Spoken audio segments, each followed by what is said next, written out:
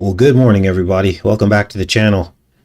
Well, things are popping off in the Middle East. We're going to definitely touch on that today, give you my thoughts. I haven't dug too deep into what's going on over there, but needless to say, things are progressing and some weird stories going on about people in hand gliders. Now we have hand glider terrorists, and apparently the Iron Dome failed. So we're going to talk about that. We're also going to get into a brand new film that just came out. What are the odds that last month we exposed the cult of Tlaloc, the volcano god, and now he is appearing by name in brand new movies that none of us have seen yet? Yes, Tlaloc is being mentioned in several movies after we exposed it in the days during the Burning Man Exodus. Now, if you don't believe me, you can check out the Cult of Tlaloc playlist that we started right around the time of the Burning Man Exodus. So we saw this in the Lahaina fire, and I'll link that in the pinned comment. But welcome to the channel. It's Sunday. It's getting a little chilly over here, and the temperature has dropped significantly. What you're going to see here is pretty odd. We've got steaming volcanoes in this new Saw X movie. Electromagnetic birth. Of course, child sacrifice. Live organ removal, just like the Cult of Tlaloc. All of this in the new Saw X movie. Now, I'm not going to show you, of course, the gruesome scenes, because that's not what we do here on this channel, but we are going to cover the symbolism surrounding some of this stuff. Now, of course, the X is significant as well. The Saw X is significant. Why? Because X is the Roman numeral 10, and this is the 10th installment in the franchise. And of course, everything is about X now, isn't it? The X eclipses, the Twitter X, and all the other X's. The Syrinx, of course, which we discovered a couple months ago as well. Now, let's take a look at some of this symbolism in Saw X, and then we're going to get into some of the headlines as well today, Coffee Talk headlines. Now, let me give you the backdrop of the Saw series. Now, I probably saw the first 2 or 3 Saw movies, and then it kind of got ridiculous for a while. And then when Saw X came out, I was like, oh, definitely have to take a look at this, because it's all about a lot of stuff we've been talking about, right? And the backdrop is this man here that you see going into the MRI machine. He basically has a long legacy of capturing people and basically making them sacrifice some part of their body or some part of their life in order to try and save their own life. Now, most people don't pass the test, and he uses a series of torture devices and mechanisms, kind of like a puzzle, so to speak, to try to save their own life.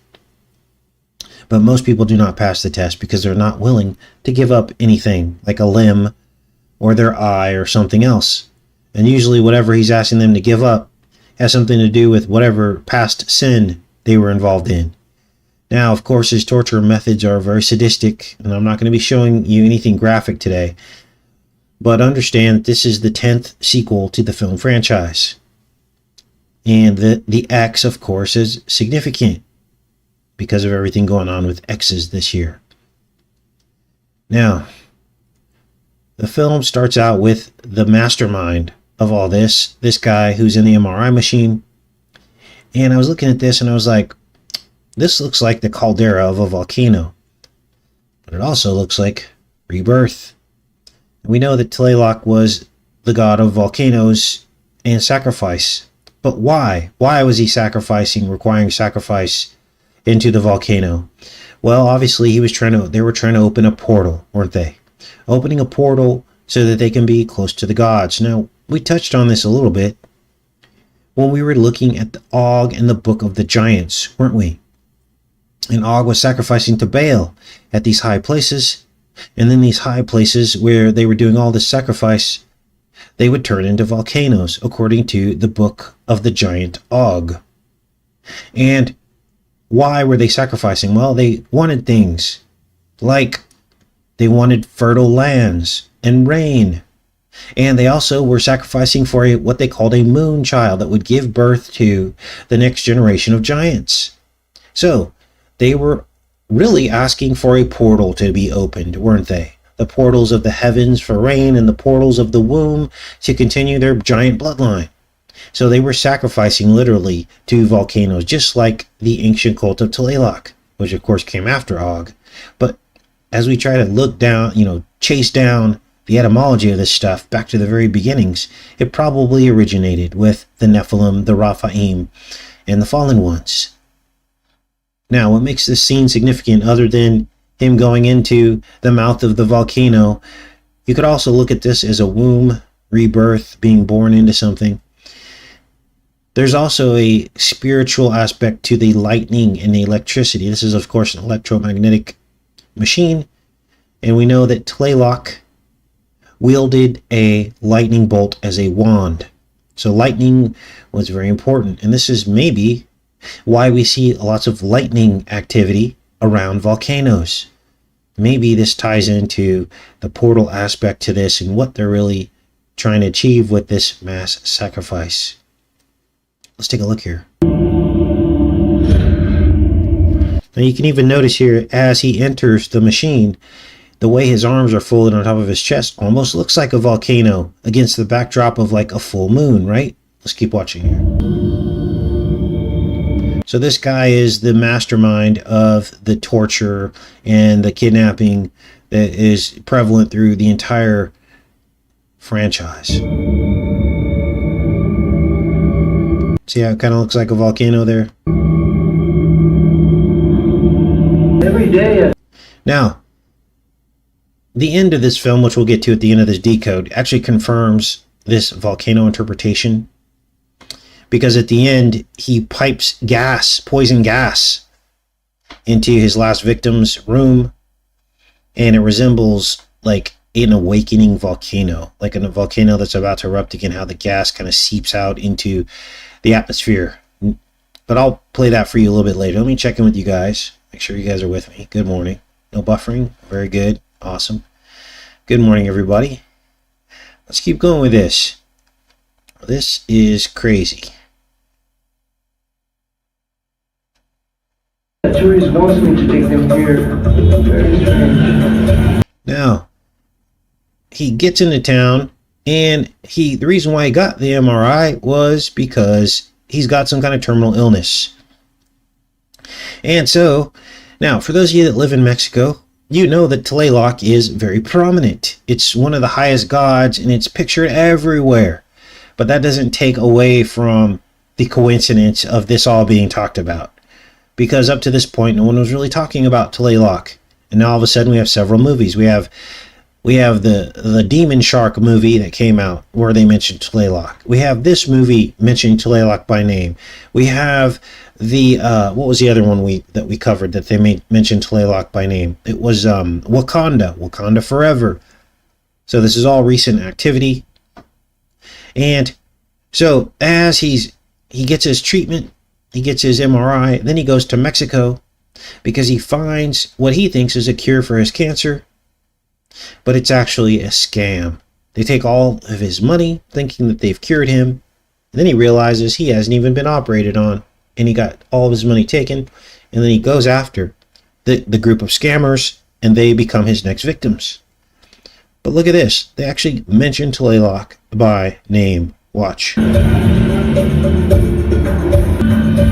Hey, that's my friend. That's the olastic statue of Tlaloc. Tlaloc, they call him. That's to their revolutionary memorial. That's where the priests chop the hearts out of their subjects and roll them down the stairs. The priests chop the hearts out, and they actually lit them on fire. He doesn't say that here, but they pull the live organ out of their chest. Here we are. This is the Tlaloc statue. This is the Tlaloc statue. Hey. Huh? I know that sounds a little bit hard to hear. Thank you, man. Have a good one. So that guy's in on it. The cab driver's actually in on the deception, and he doesn't put it all together right away, but by the end of it, he realizes that all these people are scammers, they pretend like they've been cured, but in actuality, they just take people's money. Now, we had also discussed in videos before this film ever released that Tlaloc required the dismemberment of live organs, which of course is also depicted in the film. They force a man to submit his own gray matter of his brain while he's alive to save himself. Again, I'm not going to show you the graphic parts of this, and I'm not going to let you hear the sound, but basically he does it. He pulls the gray matter out of his brain, but he doesn't complete the task in time. And because he doesn't complete the task before the time runs out, the mask of Tlaloc engulfs his head and electrocutes him. Watch.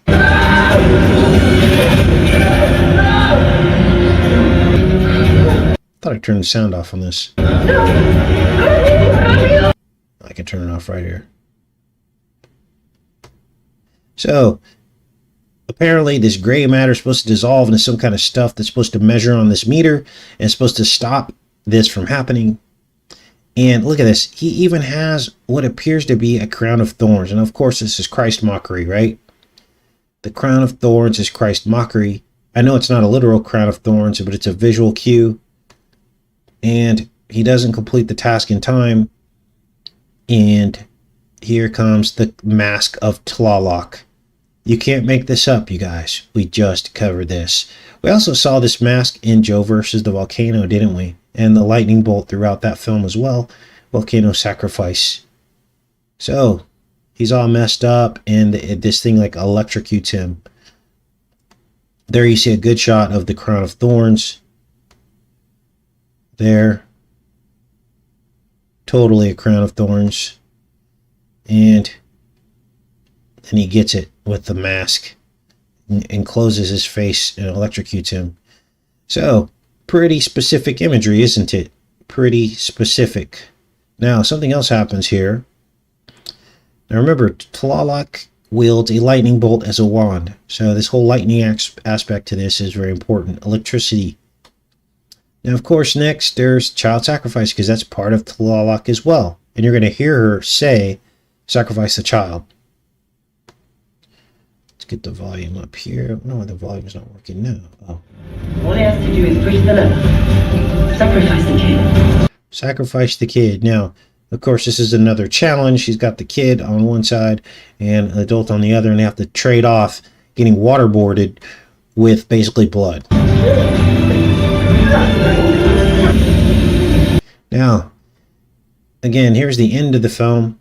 The symbolism isn't as direct as the other symbolism we just covered, but if you have spiritual eyes to see, you make the connection between this steam or poison gases coming out of the pipes, and that brings you back to the beginning of the film where he enters the MRI machine. So with spiritual eyes, you see that these are essentially smoking portals, smoking volcano calderas. So these are the last two to die. The couple who basically masterminded the scam, and they die of poison inhalation. You were given a chance.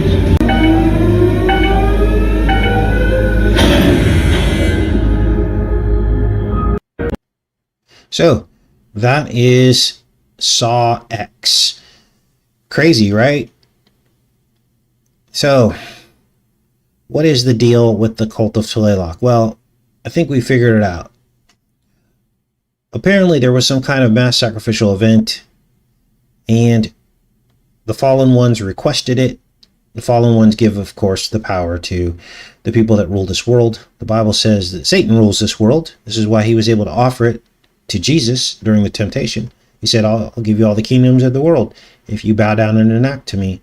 Well, that means the devil rules this world, right? And so they still rule this world, and they require sacrifice.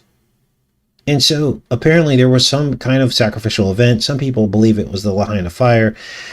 Other people believe there were no lost children. They're like, where are the parents? Well, I don't know, because I'm not there, right? All I can tell you is that this cult of Tlaloc actually goes all the way back to Hawaii as well. It's mentioned along with Hawaii and their volcanoes and all the volcanoes on the earth. Okay? So, there's something to this. In fact, remember we decoded Indiana Jones and the Temple of Doom. And George Lucas said specifically that he was trying to channel Moloch, and he brought in the Hawaiian and Aztec. He mentioned Hawaii and Aztec specifically. He connected the two. So we're not making all this up. There was some kind of sacrifice. You call it a fire sacrifice. I mean, even the fact that all those places burned down and a bunch of people died is a sacrifice, regardless of whether or not there are a bunch of missing children in Hawaii. Some people get hung up on the details and we miss the big picture, right? So some kind of sacrifice happened. And in turn, the fallen ones gave corrupt men basically the keys to our imprisonment. They gave them the lithium mines with all the lithium they would ever need to build the electric kingdom and continue to imprison us. Where was it? It was found in the caldera of a volcano. And I told you this would be very significant moving forward. And days after we covered that, days after, literally 24 hours after we found this volcano full of lithium, it was announced to the world that it was the largest lithium deposit in the entire world.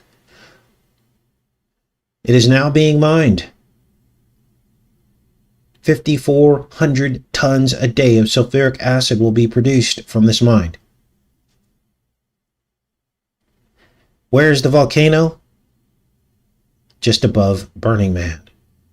In fact, the people of Burning Man, the whole reason why the clay and the mud was so toxic to their feet was because of they were in the pathway of the flow of this volcano. We tracked it all on Google Earth, and now everything's coming to fruition. You guys, this is tantamount. This volcano above Burning Man with all this lithium in it is tantamount to one of the greatest discoveries of the world. Think of it as, let's say, the first large oil discovery that started the oil economy. Think of it that way. This is just as important because it will fuel the electric kingdom, which needs lithium batteries. They're not backing off this lithium battery thing. Yeah, they're talking about hydrogen, but really, everyone's pushing for electric. All the controllers are pushing for electric. Now, what else is going on? Well, as everybody knows, let's get into some other stuff today. Another aggression has erupted in the Middle East. And no doubt, if you don't fall on the right side of this issue, you decide to talk about it, I can imagine YouTube's going to go through and delete channels and hand out strikes. Welcome to 2023. But I'll give you the Cliff Notes version of what went down. And it sounds like something out of a movie. I mean, Israel has the Iron Dome, don't they? Nothing is supposed to get through that. And it's always on alert. So what changed?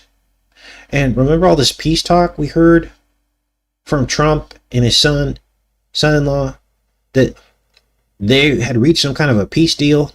But then shortly after that, a bunch more money was spent on defense. Well, if you have a peace deal, why do you need more money spent on defense? So we're going to talk about this first briefly. I'm kind of just going to read from this. It's like I said, you go outside the lines on YouTube and they start handing out strikes real quick. But we all know what's going on here, don't we? Hamas surprise attack out of Gaza stuns Israel and leaves hundreds dead and fighting in retaliation. Now, this, like I said, this reads like something out of a movie. Let's look at some of these pictures here. The destruction. Oh my gosh, look at this. This is crazy. Now, no doubt people are getting hurt, but how did this all start is the question. How did it start? What was the goal of all this? Follow the money. Who benefits from this aggression? Okay. We all know that things can be sparked off multiple different ways, and sometimes it doesn't follow the official story of what's they're really telling us is happening, does it? Sometimes that's the case. Backed by a barrage of rockets, dozens of Hamas militants broke out of the blockaded Gaza Strip and into nearby Israeli towns, killing dozens and abducting others. An unprecedented surprise early morning attack during the Jewish holiday, Saturday. stunned Israel launched airstrikes into Gaza, with its prime minister saying the country is now at war with Hamas and vowing to inflict an unprecedented price. This is a major escalation. I don't think we've had an escalation like this in a very, very long time. Hamas gunmen rolled into as many as 22 locations outside the Gaza Strip, including towns and other communities, as far as 15 miles from the Gaza border. In some places, they roamed for hours, gunning down civilians and soldiers as Israeli military scrambled to muster a response. Gun battles continued well after nightfall. Militants held hostages in standoffs in 2 towns. Israeli rescue service Zaka said at least 200 people were killed and 1,100 wounded, making it the deadliest attack in Israel in decades. 232 people in the Gaza Strip have been killed and at least 1,700 wounded in Israeli strikes. They took an unknown number of civilians and soldiers captive into Gaza. Deeply sensitive issue for Israel. So, rocket fire. There's even rumors of people flying around in like hand gliders, like something out of Mad Max Beyond Thunderdome. Hand gliders. It's like, what the heck is going on here? So this is what's going on in Israel. I'll put links to all this for you guys who haven't heard about this. This is pretty much front page news right now. What's going on in the Middle East? What else is going on?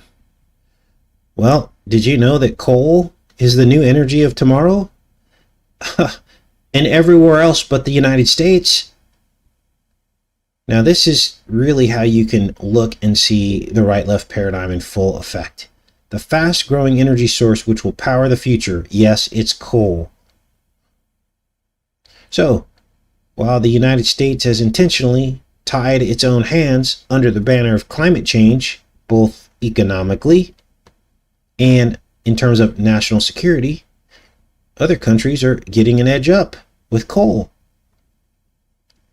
As U.S. continues to rapidly retire its dwindling fleet of coal-fired power plants in the name of fighting climate change, the world's 2 most populous nations, China and India, continue efforts to dramatically expand their own coal usage. Let that sink in for a second. China and India dwarf the U.S. population by magnitudes. So our little efforts that probably represent half of 1% of the total quote-unquote impact, climate impact, is minuscule. And in turn, we're giving up security, we're giving up growth, we're giving up economic prosperity. All of that to change, which wouldn't even hardly measure on a dial compared to what the rest of the world's doing. And we have no desire politically to try to influence these people other than just words. I'm not saying we should influence these people, these other countries, because that would be a world war, wouldn't it? To go into China and say, you will comply with climate change, and go to India and say, you will. But apparently, don't we have good relations with India? Don't we trade with India? And all of a sudden, we're just going to see, do you see what I mean? Now, I'm not saying we should do all this. What I'm saying is the people at the top making the decisions are saying one thing and doing another. Right? If they're going to force us to make all these changes, oh, no coal by 2030. Oh, we're going to get rid of your propane tanks by 2030. Oh, you can't burn a generator by 2030. You can't drive a gas vehicle in certain cities. All these rules coming down to us. Where are all the rules for India and our trading partners? Where's all the rules to China, who we also trade with? We're not sanctioning them, telling them, oh, if you don't do this, we're not going to trade with you. Do you see the hypocrisy here? And that's the point of this channel. Someone came the other day and said, oh, look at you. You're not doing anything. You're the problem. You're not taking any action. I got news for you. One of the bravest things you can do is speak against the machine. Violence and aggression isn't going to fix this problem. Marching isn't going to fix this problem. What's going to fix the problem is helping people wake up from the right-left paradigm. That's what's going to fix the problem. And we know the Bible says that this isn't going to change. But it doesn't mean we can't try. It doesn't mean we can't wake up one more person or 10 more people. Why? Because maybe their salvation is dependent on them being awake because of choices and decisions that they're making about their own lives. Right? And they're adding to the problem. Some people are actually adding to the problem because they're deceived. So we never give up. So now you see the problem. China and India are going full force, gaining a foothold on the world economies, becoming more and more powerful because they're using the cheaper form of energy. And there's no controls on this. And the United States isn't punishing them for doing this. They continue to sell 80% of Walmart's products, 80% of Amazon's products are all Chinese. Chinese is making money hand over fist. Now, if we were sanctioning these countries and say, oh, well, you know, if you're not going to comply with climate change, we're not going to let you sell into Amazon and sell into Walmart. If they were doing that, then I would say these people actually have a moral, in terms of their moral compass, then I would be saying that they're doing what they're saying, right? But they're not. They are simply not. And it hasn't changed because Biden's in office, and it hadn't changed when Trump was in office. So it's time to wake up and understand that we're just being played by both sides. So now that your brain is turning and you're starting to wake up to all this nonsense about all this, and you understand that climate change is about control. That's all it's ever been about. It's the best reason that they could come up with to continue to tighten the controls on people. Right? Because heck, the end of the world, that's good as reason as any to comply with something, isn't it? And most people take the bait and they go, oh, wow. Yeah, we don't want the end of the world to happen. Now, let's get into some other stuff and check it with you guys. Good morning, everybody. Welcome. Welcome. So it's just coffee talk this morning, mostly. We covered Saw X, the movie, the 10th installation. That's what we started today with if you're just tuning in. And we covered the conflict in the Middle East a little bit. Didn't get too deep into that. And now we're going to get into some of these other headlines. Now, I know most of you don't care about this next story, but it's kind of funny. And most people are programmed by this. Everybody's talking about Taylor Swift and Travis Kelce. The Taylor Swift-Travis Kelce romance, right? Which is all a bunch of crock. It's fake. You guys, I mean, how do these celebrities even meet each other? Right? What do they have their publicist call this publicist? Hey, I want to go on a date. It's just ridiculous. Everything these people do is a chess move. It has nothing to do with real romance and people naturally falling in love. It's all just smoke and mirrors to make us all think that it's all real, but it's all just acting. What a crock. So, if you didn't know, Taylor Swift was okay, I gotta be careful here. About the lamest pop artist that I've seen in my entire life, probably. Essentially saying that she's dating Travis Kelce, which is a star of the Kansas City Chiefs. And she's literally in the stands, like cheering him on. She brings her entourage. It's just silly nonsense.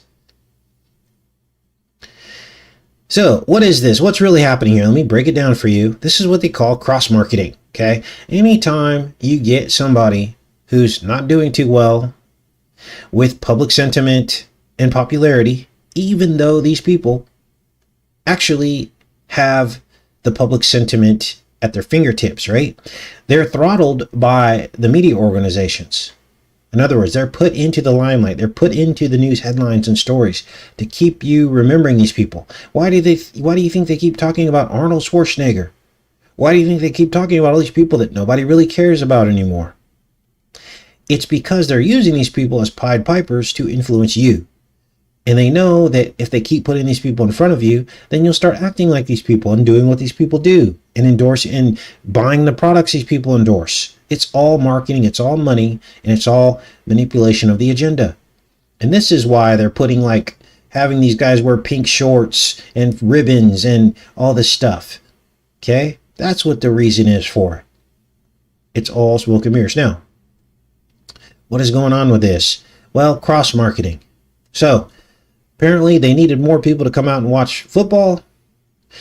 If you hadn't heard by now, a lot of people are questioning football. They're really upset about football right now. NFL specifically. Why?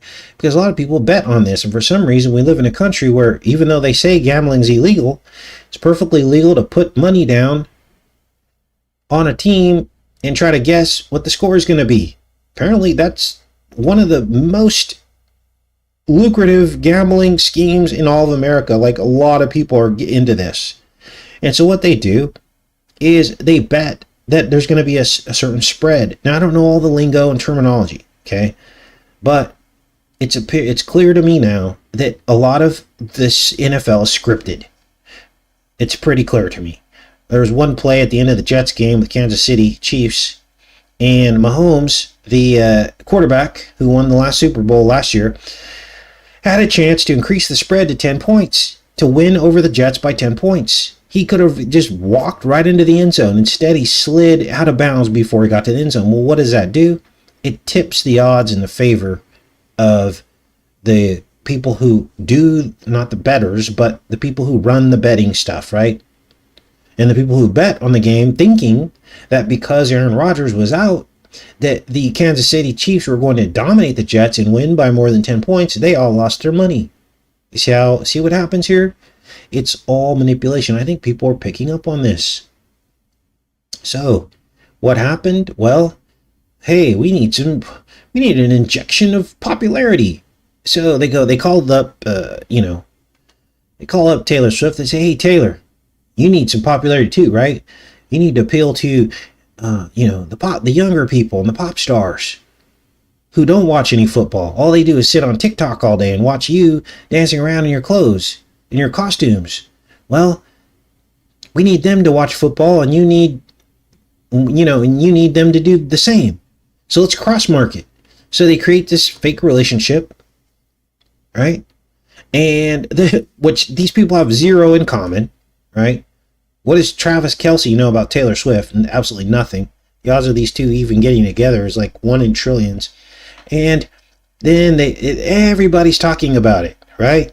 So then you get people who like Taylor Swift tuning into a football game, which they would never do. And then they see the fake scripted, plays and all the excitement and the comebacks. You see the problem here? Or they go attend a game so they can go look at her on the big monitor, or look over and say, wow, Taylor Swift's here. I wonder if we looked at the statistics and saw how many more people and the demographics of people that started watching and attending these games based on this. So, crazy, right? Now, just so you know, the algorithms have completely ruined organic growth. There was a time here on YouTube when I first started, I remember, many of you remember too, pretty much anyone could get on YouTube and overnight have 10,000 subscribers. Even people I didn't particularly like or felt like they had anything relevant to say.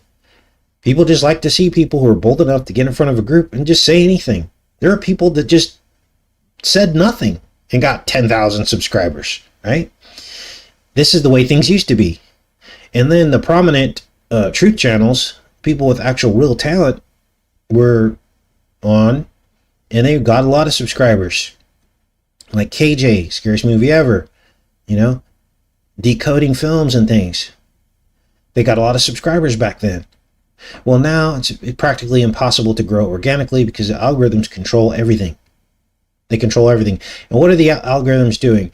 They're basically tipping the hand over to the popular people that they know will carry the agenda for them, and they're taking the odds, the natural organic growth, out of the hands of people with real content who expose lies. They don't like that.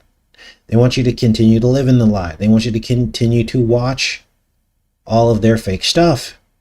They want you to continue to buy their products. It's all about money, you guys. So the algorithms now carefully control how viral or how noticed a person becomes regardless of their actual content, if that makes sense. And of course, the celebrities are artificially throttled as a means to an end, and it's all about money. But every once in a while, the public rejects the artificial throttling. They say, that doesn't make any sense. They say, that concert was boring, or that game was boring. Why is all this marketing happening? And then it doesn't make sense to the public. So then that's when they resort to this cross-promotion thing. Now, we have a little bit of this on YouTube. Some truth channels cross-promote. I don't really do that anymore. I used to, appear on other people's channels, and they would appear on my channel. They call that cross-promotion. Okay. But I don't really do that anymore. I know a lot of channels still do. I'm not knocking them for doing it. But this is what the celebrities are now doing. Cross-promoting. This is why you see The Rock hanging out with Oprah. Not to mention all the occult symbolism behind the two of them surrounding the Lahaina fire, right? But this is the reason, okay? This is what's going on. So, bringing the pop culture into football and bringing football to pop culture. That was the goal with these two. Now, there's another angle to this too. Apparently, Aaron Rodgers did not get a vaccine. He's being roasted for that. Broke his Achilles. I wonder if that was all like scripted, right? Like, oh, if you don't get the vaccine, then your Achilles will blow out. You know what I mean? Or it's like spiritual. Like, he's been broken. He probably will never play the same again after, popping his Achilles tendon. That was in the first game, by the way, that he came out. Everybody was all excited on the Jets. We're getting Aaron Rodgers. Let's read a little bit of this drama. I like to stay in the drama. We're not going to spend too much time on this, but I did want you guys to know what's going on because we can actually learn something from this.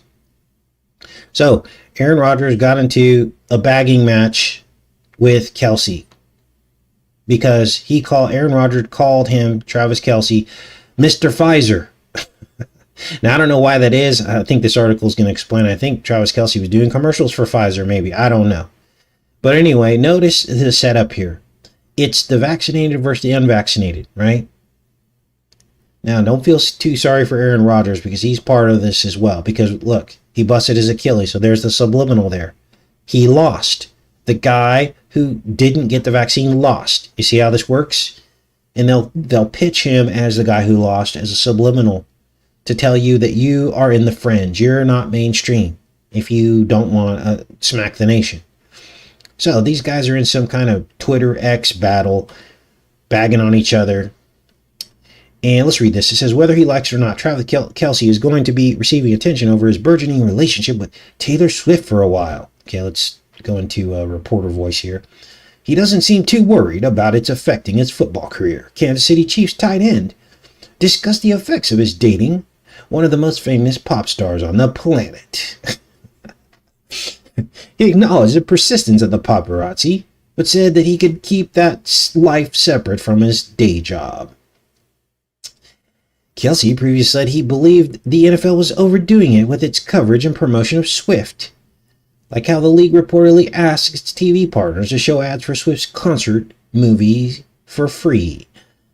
But he also acknowledged everyone's having fun with it on Friday.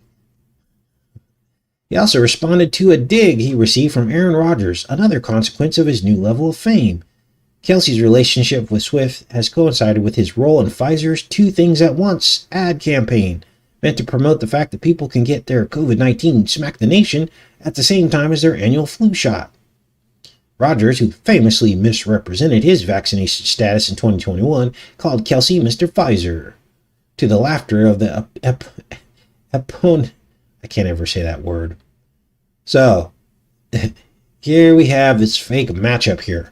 Kelsey mostly laughed off the nickname, but he also pointedly alluded to the fact that the New York Jets, Rodgers' current employer, are owned by Woody Johnson, heir of the family behind Johnson & Johnson Pharmaceutical. See the nonsense going on here?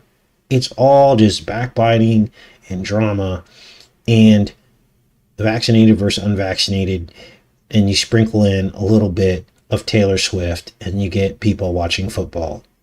Unbelievable. And guess what? If you feel like absolute trash, that means the vaccine's working. New York Times. Feeling terrible after your COVID shot? Then it's probably working. Are you serious? A new study has an encouraging message for Americans who shy away from COVID shots because of worries about the side effects. The chills, fatigue, headache, and malaise that can follow smack the nation may be signs of a vigorous immune response. People who had these side effects after the second dose of COVID vaccine had more antibodies against the coronavirus at 1 month and 6 months after the shot compared with those who did not have any symptoms, according to the new study. So, hey, people go get their COVID vaccine and they don't get sick at all. They might go back for a second one, huh? Because they might not think it worked. Wow. Welcome to 2023, you guys. Welcome to 2023. Let's go in the chat. That's pretty much all I had for you guys today. Oh, my goodness, right? Wow. And people believe this stuff.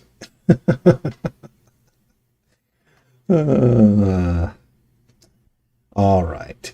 So what are you guys' thoughts on all this? What are your thoughts on Taylor Swift and Aaron Rodgers versus Kelsey, whatever, Travis Kelsey, and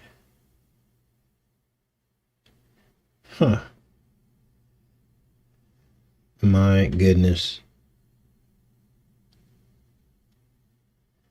Have some hair of the dog. Yep, history just repeats itself over and over again, right? 2023 is about over. Thank goodness. Chaos magic. Poll time. What should we poll, Cheryl? What do you want to poll? The Kabuki Show.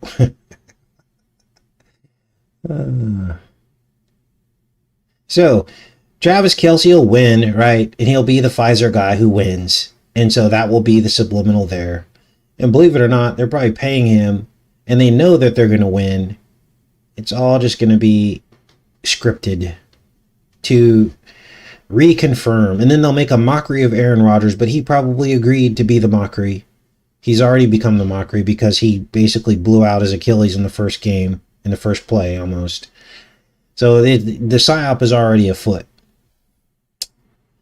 So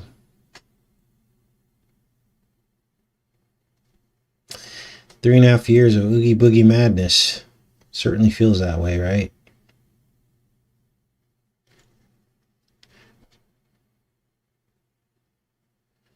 $2024 is going to be a big year. We got the eclipse, the second part of the X eclipse in April. I think it's April 8th. So we'll be on that. It's actually going to pass right over my house, so I might not even have to go anywhere. I just go out on the deck and maybe live stream. I thought about going to where the X actually crossed in Maconda, Illinois, but I don't know if I need to do that. All right. Okay, you guys. Well, I guess I'm going to pop off of here. I did watch a film called No One's Gonna Save You, I think it's called, about an alien invasion. I may touch on that tomorrow with some updates on what's going on in the Middle East and some other headlines tomorrow. So that may be the show tomorrow. But I appreciate you guys showing up, and I will see you tomorrow. Much love, everybody. Take care.